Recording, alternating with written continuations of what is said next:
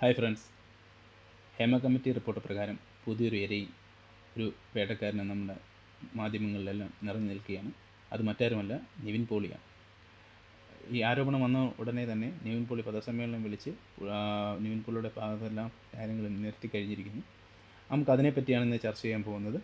എല്ലാവർക്കും വീഡിയോയിലേക്ക് കയറാം. ഒരു ബേസ്ലെസ് ആയിട്ടുള്ളൊരു അലിഗേഷനാണ്. ഫ്ലാഷ് ന്യൂസ് ആയിട്ടൊക്കെ വരുമ്പോൾ അത് നമ്മളെ പല രീതിയിലൊക്കെ എഫക്ട് ചെയ്യുന്നുണ്ട്. നമുക്കും ഫാമിലിയൊക്കെ ഉള്ളതാണല്ലോ.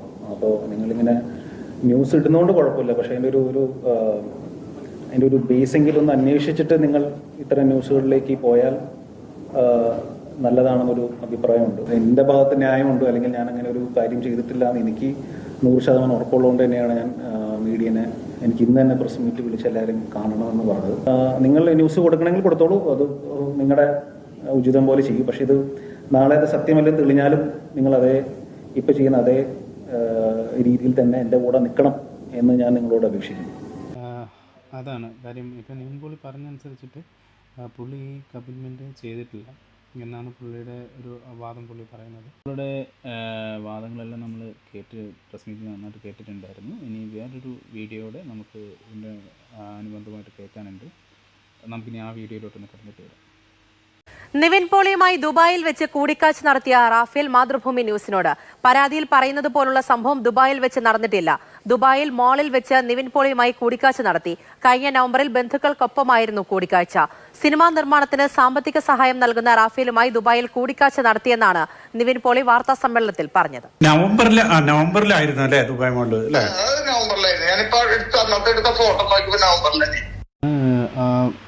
ഈ കേസിൽ പെട്ടിട്ടുള്ള ഒരു ആളുകൂടെ റാഫേൽ എന്ന് പറയും. പുള്ളി ഇപ്പം മാതൃഭൂമി ന്യൂസിന് രാവിലെ കൊടുത്ത ബൈറ്റിൻ്റെ ഭാഗങ്ങളാണ്. പുള്ളി ഇതിനകത്ത് വ്യക്തമായിട്ട് പറയുന്നുണ്ട്, നവംബറിൽ പുള്ളിയും പറയുന്നുണ്ട്, നിവിൻ പോളിയും പറയുന്നുണ്ട് പ്രസ് മീറ്റ് ടൈമിൽ നവംബറിൽ അവർ ദുബായിൽ വെച്ച് മീറ്റ് ചെയ്തിട്ടുണ്ടായിരുന്നു. അത് ഒരു മോളിൽ വെച്ചായിരുന്നു മീറ്റ് ചെയ്ത്. കാര്യങ്ങളെല്ലാം അവർ വളരെ കൃത്യമായിട്ട് പറയുന്നുണ്ട്. അതുകൂടാതെ അവരിപ്പം ഈ റാഫേൽ പറയുന്നുണ്ട് അതൊരു സിനിമ ഡിസ്കഷനായിരുന്നു, അത് നടന്നില്ല എന്നുള്ള കാര്യങ്ങളെല്ലാം. അപ്പോൾ അതിനെ സാധൂകരിക്കുന്ന ഒരു ഫേസ്ബുക്ക് ഫോട്ടോ ഉണ്ടായിരുന്നു.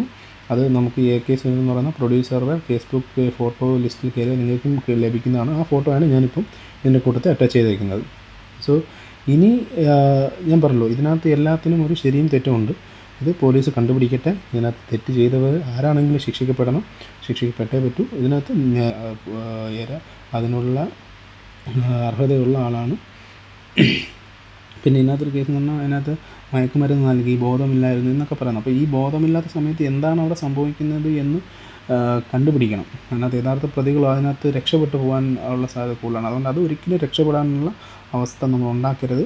അതുകൊണ്ട് ഇത് എന്തായാണെങ്കിലും ഏത് രീതിയിലാണെങ്കിലും ഇത് തെളിയിക്കപ്പെടണം. യഥാർത്ഥ പ്രതി ആരാണെങ്കിലും ശിക്ഷിക്കപ്പെടണം.